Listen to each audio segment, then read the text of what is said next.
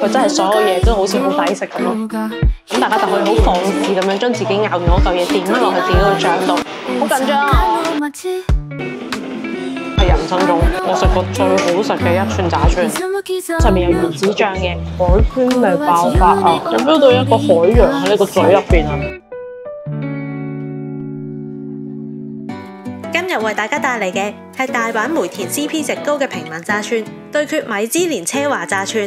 想知道邊一間更加抵食呢？就一定要睇到片嘅最後啦！Hello 各位，我嚟咗大阪啊！其實本身咧，我係冇諗住喺漫步期間咧嚟大阪嘅，因為實在太多人。我頭先喺機場出嚟咧，我諗都排咗成個鐘先至可以出到去攞行李嘅地方啦。咁但係因為咧，無奈今次我真係有啲公司嘅事咧，需要嚟大阪度處理，咁所以今次咧我就會嚟大阪度進行呢個半 solo trip。咁有一半時間咧，我就會自己去做嘢啦，然後仲有少少日子咧，就會同朋友飲飲食食啊，行下街咁樣嘅。而家就過咗嚟梅田呢一度，諗住食一間地下街嘅炸串。間炸串店咧就係喺呢一個地下街入面嘅。呢一間炸串店係一間好耐歷史嘅炸串名店嚟㗎啦。佢啲價錢咧都幾平嘅。呢個梅田嘅地下街嗰度，跟住係咁行，行到嚟呢個 North Mall 附近咧，就會行到一條好多嘢食嘅街。好快我哋已經嚟到炸串店嘅門口啦。咁係一間有70年歷史嘅老店啦，咁所以食炸串咧都好出名嘅。可能咧平時大家食炸串店好多時都會去食大阪最出名嘅大魯媽啦，咁但係呢個咧就可以俾另外一個選擇大家。其實咧佢呢度咧個 menu 係得咁多種選項，咁你話係咪好多唔同嘅炸串選項咧？我諗可能數埋大概20零款左右啦。咁我睇落去個價錢都幾抵食啊，即係10蚊港紙一串到啫嘛。見好似牛啊豬咧都係180yen。咁佢另外咧仲有啲係海鮮嘅，咁佢會有蝦啊，有魷魚啊。咁我覺得最特別咧，佢有麥咕嚕喎。咁所以我就嗌咗麥咕嚕嚟試下嘅。見唔見到佢呢杯沙華係要用表面張力咁多，係滿到不得之了嘅。即係你從佢呢一杯酒精飲品可以睇得出，佢真係所有嘢都好似好抵食咁咯。食炸串咧最特別就係一個傳統啦，大家一定會有呢一碗汁噶嘛。呢個就係炸串嘅醬汁啦。通常你平時喺出邊食咧，咁因為係大家都 share 用啊嘛，咁所以就會同你講唔可以 double dipping嘅，即係你唔可以咬完之後咧又點翻落去，因為咁咧就污染咗嗰個醬汁，咁就好污糟嘅。好似譬如你去大魯媽食咧，你都會見到佢貼住出嚟，寫住2度禁止嘅，即係唔準你點2次。如果啲人咧點完1次咬咗啦，咁你唔夠醬點咧，咁出邊通常傳統嘅方法咧就係佢會有一碟椰菜啦，咁就會用個菜去沾啲醬，然後滴翻落去自己嗰嚿嘢嗰度，咁你嘅口水就唔會沾污咗個醬汁啦。但係呢間店食有咩咁特別咧？就係佢呢一間店咧係主張佢所有醬汁係可以點2次放題嘅。意思咧就係佢又話俾你聽，佢嘅醬汁係唔會重用嘅，因為佢每次個醬汁都係新嘅咧。咁大家就可以好放肆咁樣將自己咬完嗰嚿嘢點翻落去自己個醬度，即係即使你同台咧，每人都會有一兜汁，唔使同人 share 嘅，唔使再用塊菜咁樣好間接咁樣去點翻個醬汁。而家呢個椰菜就變成咗解膩嘅配菜，就唔係再有啲好實際性嘅用途去點個醬汁啦。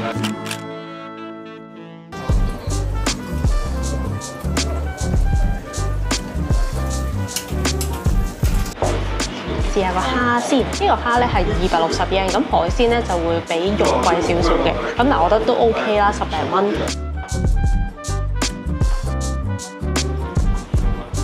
哦，好熱啊！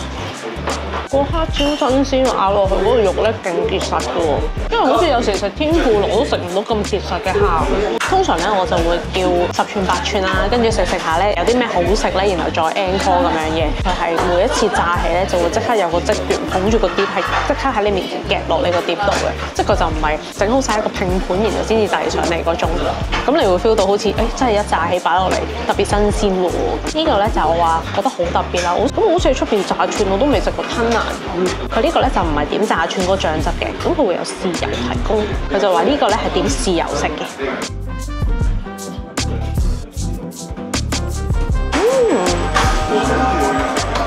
我真係要讚佢嗰個炸皮真係好酥脆喎！如果你好似我咁中意食啲煎炸嘢嘅話咧，一定會勁愛呢個炸串。麥咕嚕都幾特別，佢個 menu 上面咧都會有一啲有個嘜頭寫住咧，我諗係特別推介嘅意思啦。咁牛同埋豬嘅炸串咧都係佢特別推介嚟嘅。而家我就試下呢個牛啦。根據我食炸串嘅經驗，每一間鋪頭咧食炸串咧個醬汁都會有少少唔同嘅。呢一間鋪頭個醬汁咧係帶少少酸味味嘅感覺，我覺得幾開胃喎。食啲油膩嘢咧，好容易會覺得膩噶嘛，咁佢就有個清新感覺。佢呢個牛肉咧，雖然佢唔係話係嗰啲一粒嘅牛肉粒啦，你見佢入邊咧係薄薄地嘅牛肉片嚟嘅，但係佢入邊都幾有肉汁嘅喎，即係佢用一個好空氣感嘅炸串皮包住咗佢，好食好食，我會推介呢一間。呢一個就係豬肉啦，每次我見到佢炸到咁圓潤、肥嘟嘟咁樣，我就覺得直要打開。佢入邊係一粒粒嘅豬五花，個豬肉味好香喎。啲水仔係咁食呢啲嘢咧，就會同自己講好肥好肥啦。咁但係喺呢咁好食嘅嘢面前咧，減肥就可以擺開先。呢一嚿咧係炸芝士嚟嘅，唔好睇呢啲平時嗰啲咩炸 mochi 啊、炸芝士平平無奇咧，但我每一次都會叫嘅，因為通常都好好食嘅。我係芝士啊，因為好肥呢嚿嘢，佢係帶少少鹹味嘅芝士嚟嘅，跟住加埋個醬汁，好似係我嘅最愛南瓜，無論係炸串定係天婦羅，南瓜都係我嘅最愛。日本嘅南瓜就係你唔做任何嘢，佢都已經好好食。見唔見到呢度啊？好多明太子啊！佢呢個係明太子釀雞翼，啲明太子俾得幾多？我而家嚟食嘅時間大概係下晝5點零啦，但你見到咧，我身後邊咧係源源不絕有客入嚟食嘅。我諗係呢度梅田附近上班族咧都幾出名嘅一間鋪頭嚟，加上佢係一間70年名店啦，可能好多人都會過嚟呢度食。咁我哋啱啱咧就食完啦，大概食咗4700 yen 左右啦，因為我哋嗌咗好多嘢，其實又嗌咗酒啦，又嗌咗炸串。不過咧要留意翻咧，呢一度咧淨係收現金，嗰度唔可以收 credit card 嘅，所以大家要準備定現金嚟啦。第二咧就係佢呢度係閂9點半嘅，last order咧就係9點鐘，咁所以大家如果要食嘅話咧都唔可以預太夜嚟嘅。咁但係如果咧大家係想試少少地試幾串咧，其實佢都有一個 counter 位可以立食嘅。其實喺呢度咧都有大 Luma 嘅分店嘅，但係呢度咧就唔使排隊咯，唔使好似道頓窟嗰度咁樣成日都要排晒隊。而家我哋食完嘢咧，我就諗住喺呢個地下街嗰度繼續行下街先嘅。其實梅田咧，除咗啲商場之外咧，佢地下街其實都有好多嘢行嘅。呢度附近咧，其實已經有齊晒我成日行嘅鋪頭啦，例如嗰啲 Afternoon Tea 啊，或者 Sense of Place 啊呢啲咧，我平時會買嗰啲牌子鋪頭，其實呢度都有，所以我而家諗住喺度 shopping 一波先。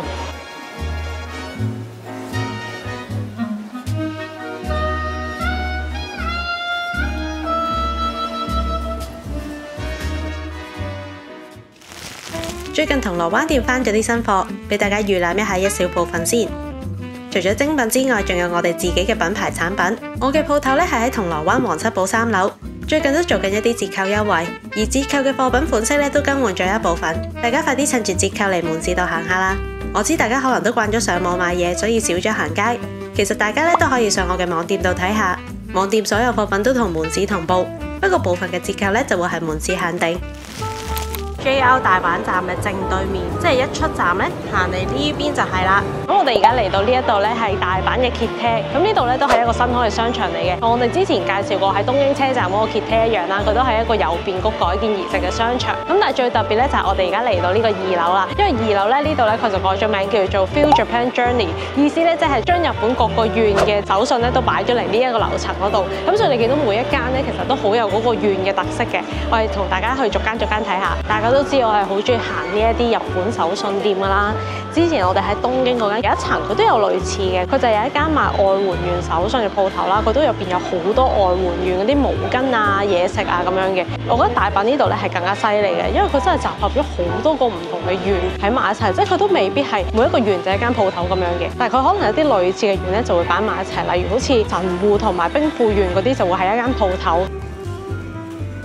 好似呢度咧就有福井啦、石川啦同埋富山，佢呢度每間鋪咧都有翻當地特色嘅。好似呢一條繩咧就係出雲大社嘅大柱連繩啦。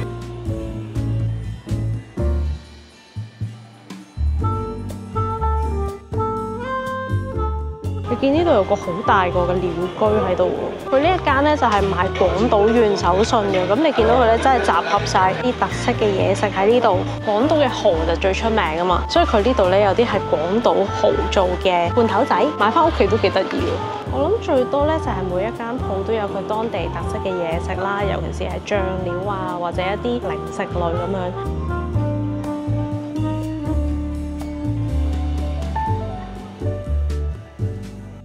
呢一間咧就係兵庫縣啦、神戶啦嘅手信。咁呢一個咧係神戶好出名嘅神戶布甸，我之前去神戶我都有買到翻屋企，係幾好食噶，我都覺得。同埋呢一個咧就係好適合買翻屋企做手信嘅包裝啊，即係佢咪係可以擺得耐少少。佢仲出咗士多啤梨味，呢個係期間限定嚟嘅。我哋而家喺呢間咧係沖繩嘅土產店啦，佢真係有晒沖繩咧，我哋會見到要買嘅手信。例如咧，沖繩好興食呢啲沖繩雜炒噶嘛，即係有苦瓜啊，有啲午餐肉啊，啲蛋啊咁樣啦。咁佢呢度咧組合晒，你買晒咧就可以自己翻屋企炒沖繩雜炒。呢度有煲燒嘅雪糕。嚟到6樓呢度咧就會有遊戲機中心啦，同埋隔離會有啲扭蛋機嘅。咁我哋而家入去玩下。好緊張啊我！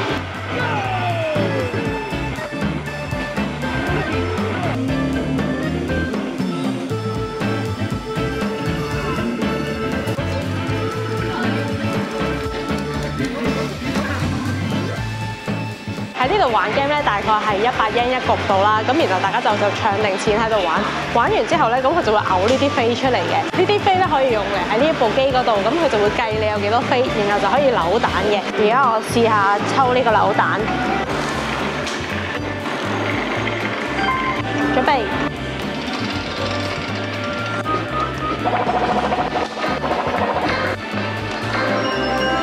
會唔會跌出嚟㗎？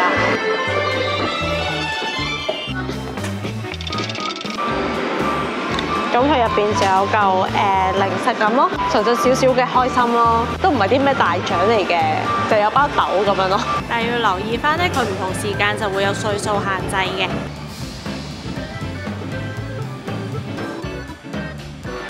喺呢度除咗遊戲機之外咧，都有啲嘢食嘅。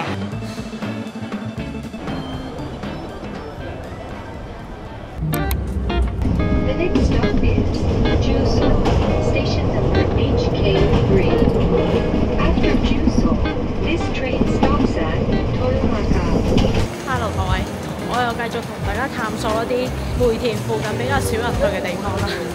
而家我嚟到咧就係同東梅田站一站之隔嘅13。咁其實13呢個地方咧係好多大阪人都知道嘅，甚至咧有好多大阪人覺得13咧先至係真正嘅大阪，因為佢呢度咧係一個比較近民居啦，同埋保留咗一啲比較古典味、復古味濃厚少少嘅鋪頭啊、商店街嘅一個咁樣嘅街區嚟嘅。咁呢度咧都有好多好嘢食嘅。一陣間咧我就諗住去一間可以睇到鐵路嘅咖啡店嗰度坐下。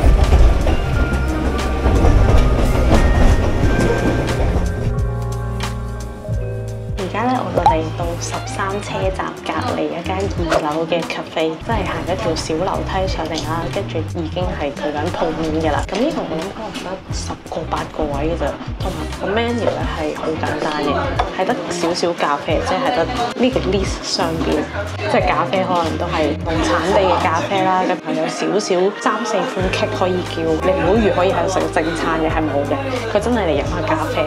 但係呢一間 cafe 最正嘅地方咧，就係佢對住13車站嗰條路軌。咁如果你中意睇鐵路嘅話咧，你就可以坐喺呢度飲住咖啡，望住啲鐵路來來往往啦。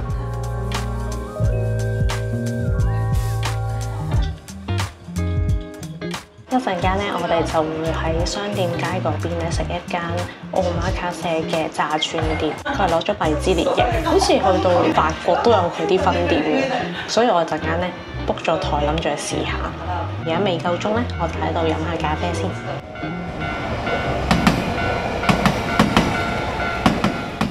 我而家去緊呢間炸串店咧，其實佢有其他分店嘅。咁啱想去下梅田附近一啲區域，咁我今次咧就揀咗13呢一間。其實個距離個車站都好近，經過商店街轉彎就到。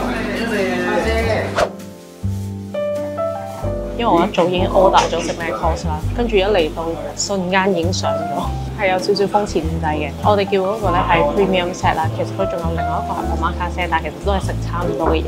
咁我就係揀15寸嘅。佢頭先同我講咧，呢個叫 seafood special， 係有紫蘇葉啦同埋啲蝦啦，然後打成一個蝦餅。跟住佢都幾特別嘅，因為師傅係喺吧台後面即刻炸啦，炸完係就即刻擺喺你前面個幕度。我知點解佢話會超級熱，要小心啊，因為佢入邊係有芝士嘅，佢個紫蘇葉同芝士加埋都幾香，幾好食喎呢粒。第一次見開叉嘅絲襪，佢呢個係5月嘅限定，係一個8辛嘅。而家食到牛肉咯，佢呢度食呢個炸串咧都幾特別嘅，有成4款醬汁㗎。佢第二個呢個我開頭以為係芝麻醬啦，但係原來係 mustard 醬嚟嘅。呢個牛肉好好食喎，見唔見到炸完之後佢仲係勁嫩滑嘅，真係要試下呢個極上黑毛和牛。佢應該原價係670yen 一串嘅。哇！點埋嗰個 mustard 醬好好食喎！呢個不誇張，而家我將佢定義為我食過最好食嘅一串炸串，人生中啊係人生中嗰個柔軟嘅程度真係令我有種 unbelievable 嘅感覺喎。其中一個顯得出佢係米芝蓮級嘅服務咧，就係佢每一次炸完嗰個炸串之後，師傅都會印乾晒嗰啲竹籤上面嗰啲油，即係你拎上手就食完就，原來因為師傅買乾咗，所以先至冇咁油膩。即係你平時出去食炸串，應該師傅唔會 care 呢啲嘢，但係呢度就係會做埋呢樣嘢咯。呢個咧就係蝦嚟嘅，咁佢頭先就話點醃食。佢呢個蝦係超彈牙嘅喎，係好結實嘅蝦肉嚟。佢搣咗個蝦頭啦，但係佢留翻啲腳喺度炸，跟住你食嘅時候咧就會酥脆咁樣咯。佢嗰個蝦嘅香味咧係嚟自喺個殼度，即係佢連個殼都炸脆埋咧，一咬落去，哇！個蝦味好香喎。下一串咧，試下呢個香川縣嘅橄欖豬啦，即係嗰啲豬咧係用橄欖去餵嘅。呢個咧同樣都係點 mustard 色嘅。我本身以為個豬會偏肥啦，因為我望到佢個樣啊嘛。我原本以為佢入邊咧應該係會攬住啲肥嘅肥豬嚟嘅，但佢又唔係喎，佢係好柔軟嘅豬肉嚟嘅喎，豬肉都好食。同埋食咗咁多串之後咧，我發現咗佢一個好貼心嘅安排。好似頭先我哋食和牛啊，或者食橄欖豬嗰時咧，平時你出去食咧，咪可能係隨便咁樣吉一條肉啊，咁樣攞去炸噶嘛。好多時候你一啖食唔晒，你咬開咧冇扯走咗入邊嚿肉，得翻個殼噶嘛。嗰啲就係唔會，佢真係一粒粒正方形嘅肉。咁你咬完一啖咧，第二啖啱啱好就仲喺個殼入面。我覺得呢個安排係幾好喎。見唔到呢個上面有海膽同埋魚子醬，呢個就海膽啦，上面有魚子醬嘅，咁佢入邊咧就係昆布嚟嘅，咁我諗呢個應該點豉油啦，應該要1口啦，係咪？海鮮味爆發啊！有 feel 到一個海洋喺你個嘴入邊啊！我頭先咧以為係所有職員都要負責炸嘢啦，我原來唔係，佢哋係有好仔細嘅分工，即係店長、廚師本人咧，佢係負責處理嗰個炸串啦，同埋負責炸佢嘅，跟住咧佢就會傳俾二廚去做其他啲，譬如索油啊或者調味啊嗰啲，咁最後咧先至傳到去負責我嘅職員度介紹嗰碟餸俾我知嘅，果然係有好嚴謹嘅架構啦。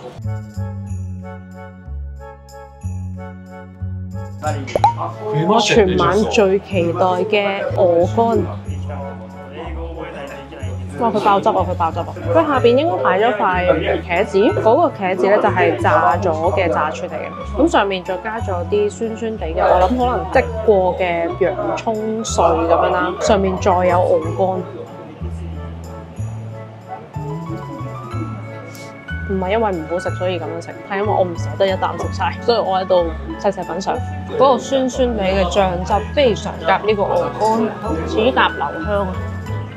而鵝肝串散點都唔貴啊，只係550 yen 咋。呢個咧應該係豆做嘅可樂餅，入邊應該有啲忌廉啦，然後 mix 出嚟嘅炸可樂餅嚟嘅。師傅頭先話可以什麼都不點嘅，如果要點咧就點啲鹽，咁我一齊點滴滴鹽。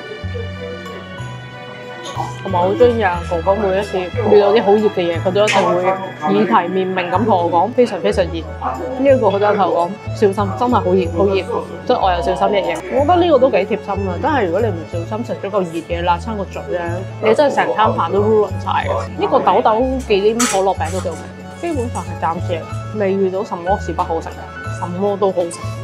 其實呢間店咧喺梅田啊、心齋橋嗰啲咧都有分店嘅，嗰啲當然熱門地區咧係會難 book 啲啦。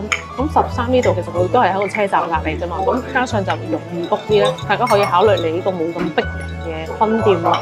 呢一個又係5月推介啦，好特別喎！呢個係雞嘅大腿肉，跟住佢係上邊呢啲粒粒咧，佢係油淋雞嘅 sauce。佢哋好中意食中華料理，有道菜叫油淋雞噶嘛。哇，聞落去有少少糖醋感覺嘅喎，創意料理，好得意喎，好似食緊中菜嘅感覺喎！突然間，好嫩滑嘅雞肉煲。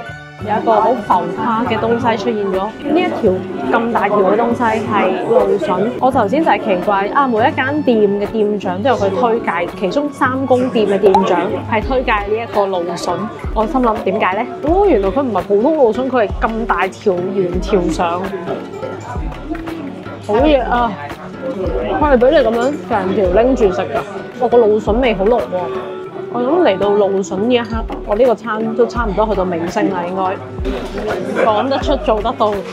話 encore 鵝肝，即刻 encore 一碟，太香啦！唔拍住啦，我要 enjoy 我嚿鵝肝先啦。因為呢一餐飯咧實在太精彩啦，完整嘅版本咧已經擺咗去會員頻道，大家有興趣嘅話可以加入會員。支持一下我繼續拍攝。我食完呢一餐飯之後，我覺得佢值得你搭車嚟到13食咯。我係會預測呢一間餐廳嘅，因為我覺得真係好食嘅嗰啲嘢，同埋我會好奇佢過咗5月之後，佢下一個月嘅推介會係啲乜嘢咯。今集就嚟到呢度啦，大家有睇到嚟呢度嘅話咧，記得俾 like 同埋留言話俾我知道。未訂閱嘅朋友請訂閱我嘅 channel，同埋仲要 follow 我嘅 Instagram 啊！我哋下集再見啦，拜拜。